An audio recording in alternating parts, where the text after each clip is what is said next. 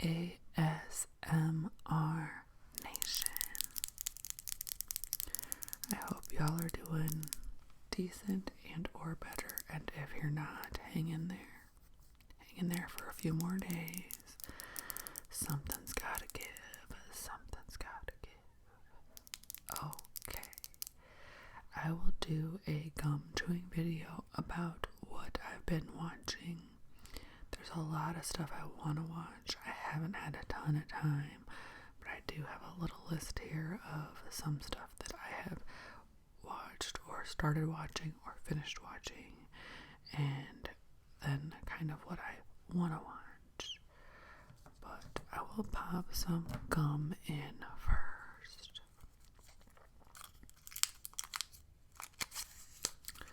Trident Bubble Classic Bubble Gum. Okay.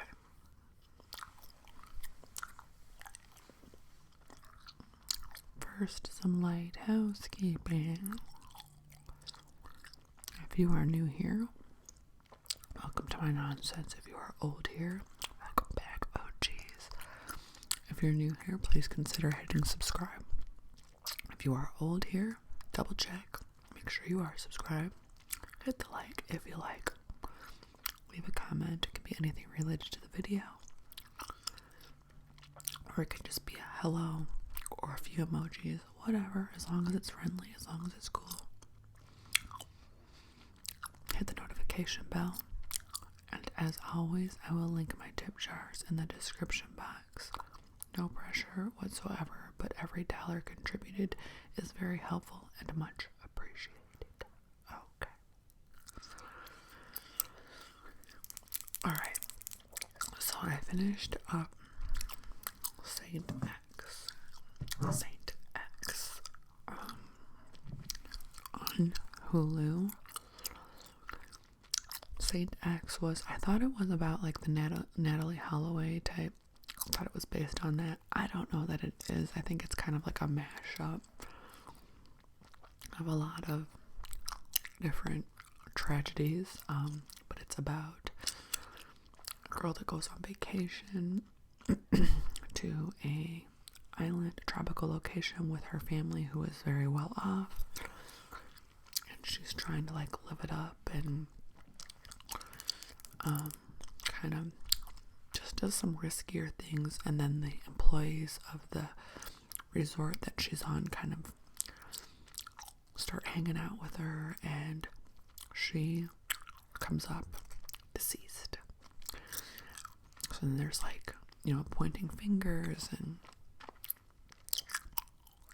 who's gonna go down for this and who was it. It was good. I think it was good. Turns out it was based on a book. Like, now I'm sad because I didn't know it was a book, and I would have read the book. But that is Saint X on Hulu. I do recommend it. A lot of people were disappointed by the end of it, and I wasn't. I actually almost cried at the end. Yes, there were some parts throughout where I'm like, yeah, right, or okay, get on with it, but overall, it was worth the watch. So that was Saint X, and it is on Hulu. It came out week to week, which we hate because we are so impatient and so spoiled by these streaming services that we hate waiting for week to week stuff. Okay, the next one is also a week to week. And it is the second season of Cruel Summer, which is not related to the first season of Cruel Summer. It starts in 1999, 2000. So in my head, I'm going all the songs, all the fashion, all that. I'm like, oh my god, it's a total blast from the past. If you haven't seen the first Cruel Summer, you don't have to watch it to watch this one, because like I said, they're not connected. Other than it kind of gives you a good idea of the format that they use, because what they do is they go in at the show from 2 different timelines that are only like a year apart. So it's like, you know, the innocent part and then like the aftermath, and then you're kind of like catching up on all the between. So goes in, you know, there's this teenage girl, she's working, she's trying to get into college. She's kind of helping her family out because her family's going through some hard times. And then it'll show you, like, it'll go back and forth between that section of her life and then this, like, aftermath section where, like, you can tell something terrible happened. She, like, switched over to grunge. Like, in the first part, she's, like, in some overalls and, like, cute, bright clothes. And then, like, a year later, she's all, like, grunged out. Which, I guess I was more on the grunge side back then, so I don't know, it's just fun to watch that, you know, aesthetic of it. And the music, like, oh my god, me and my fiance were, every, like, song that came on was getting in me and my fiance's heads last night. So, so it's like this girl, like I said, she's got everything going for her. She's, even though like her family life is like struggling, but she's getting into college, she's got a job, she's got a good little group of friends, this guy that she's friends with, and then somehow a foreign exchange student, I might have missed a little bit, because like this foreign exchange student comes, but she has like a solid American accent, so I'm like, wait, what, how is she foreign? I'm not sure. Comes to stay, and like that exchange student starts flirting with the main girl's best friend,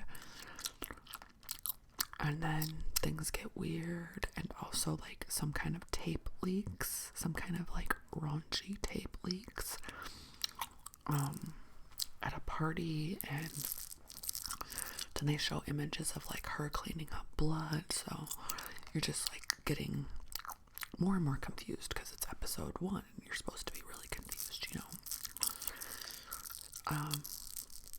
So I'm interested in getting into that. I think the first episode, this is also on Hulu, I think the first episode is 2 episodes because it was very long.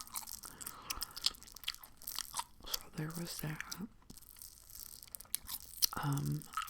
So the other night I had heard about this movie, but I was like, I never watched it.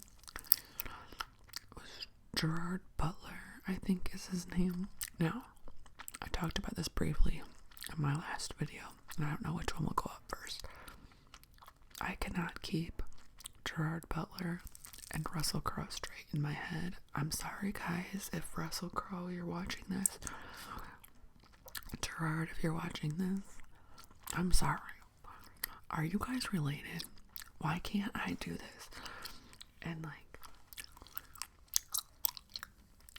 one is Gladiator and one is 300, but those movies, even though they're kind of separate in my head, they're still like the first movies where I really learned about each of them, and so I'm still super mixed up. But anyways, Greenland is the movie.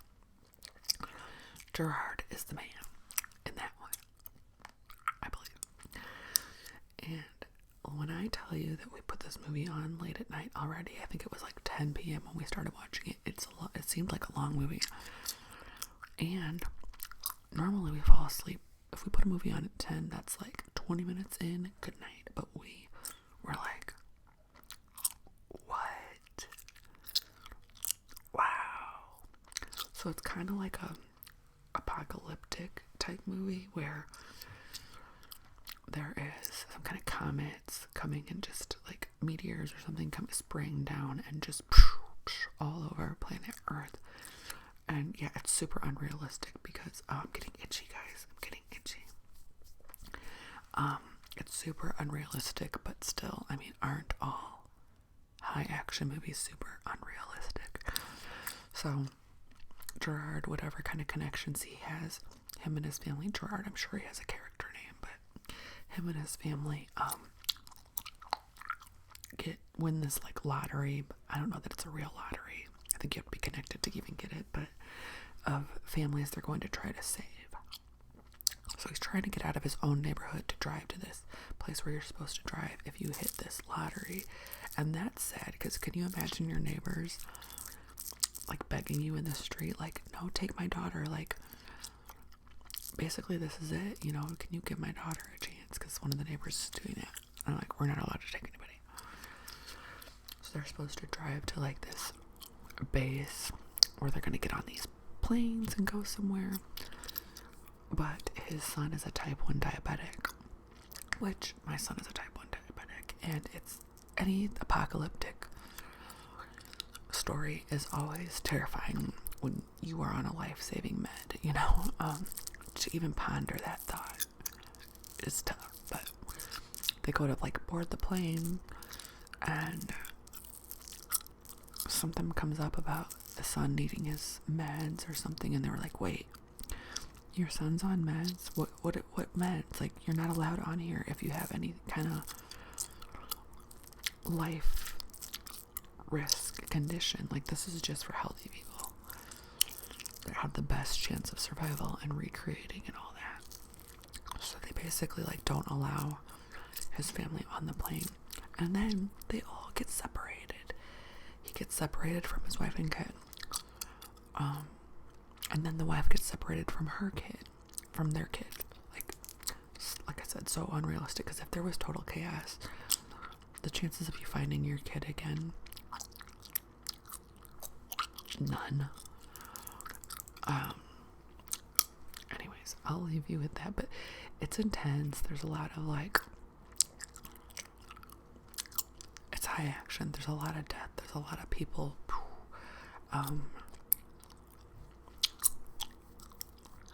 It's intense. Okay. And then one more thing that I tried to watch, but I couldn't get into it, so I don't know if it's good or not, was The Idol. The Idol came out. The Idol is Johnny Depp's daughter. I cannot think of her name right now. I want to say it's something like a flower, or Lily Rose. I don't know. She stars in The Idol. I think The Weeknd's in it too. I did not get to that point in the show. I really only got to watch 10 minutes of it because my child was acting up. And I don't know that I'm going to stick with it. It seems like it's pretty out there. It's like, not that I don't watch out there, but I don't watch out there just for the sake of being out there, you know. I love grit, but I don't like, I don't know. We'll see. I'm going to give it a shot. I'm going to watch the whole first episode, but it's the main character. She's like, starts out, she's like modeling in like a robe, and she like takes the robe off and just reveals everything, and they're like, you can't do that because we don't have the contract to show you nude.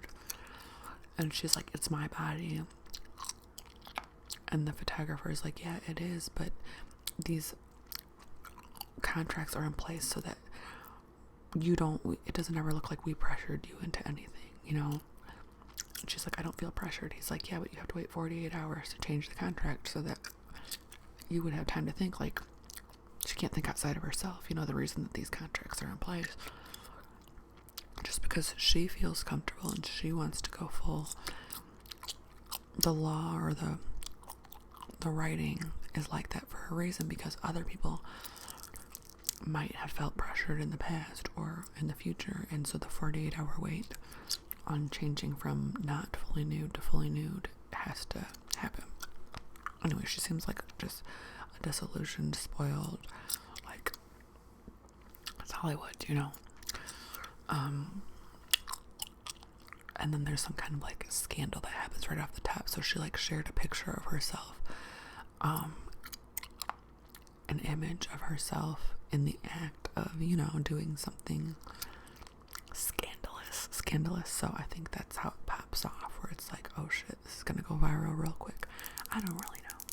I'm interested. I'm semi-interested.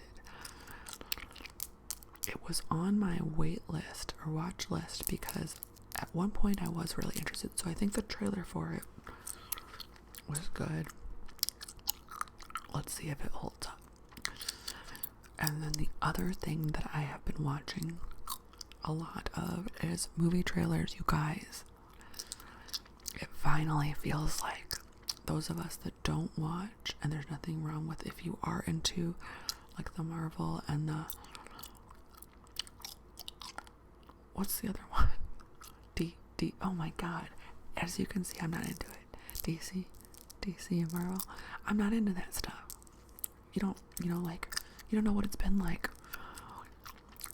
If you are into that stuff, you don't know what it's been like to be us that aren't, like, it feels like that has just taken over. And I'm happy that there's a lot of content for the people that are into it, but hello, where are the rest of the movies? It's been a real shit couple of years for those of us that aren't into that stuff.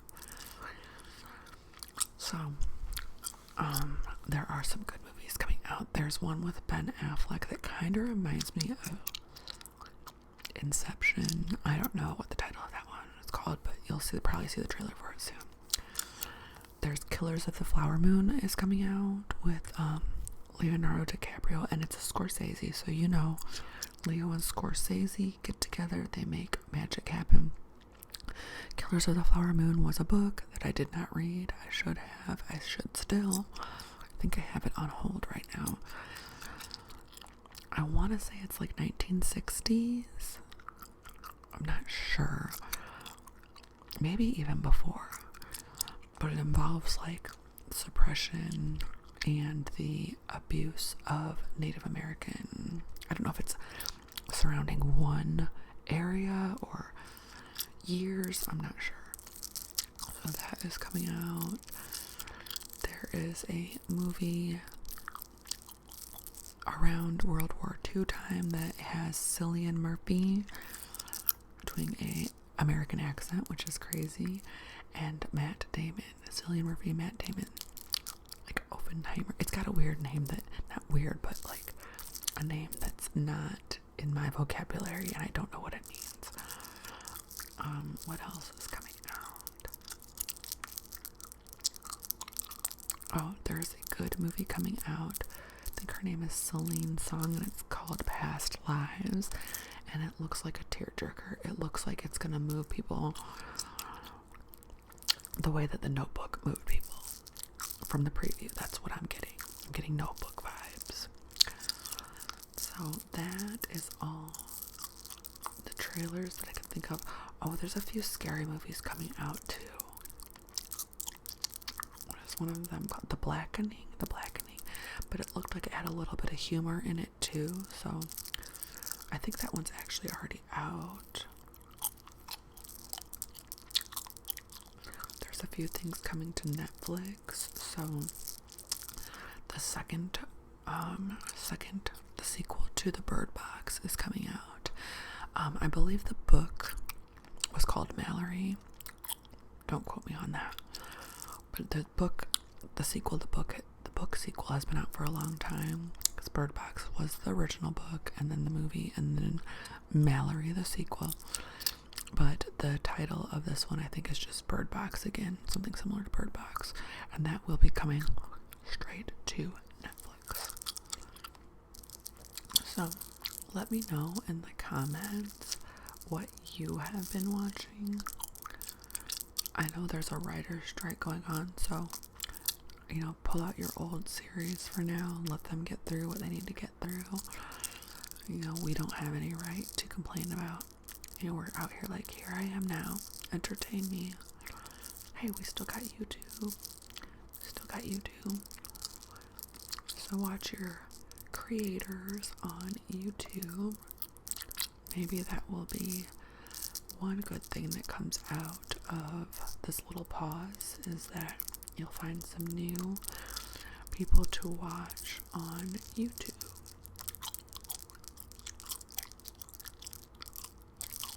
Alright. I hope, if you're still here, thank you for watching to the end. I hope that you have a good rest of your day, rest of your evening, and or a good night's sleep. And I will see you all real soon.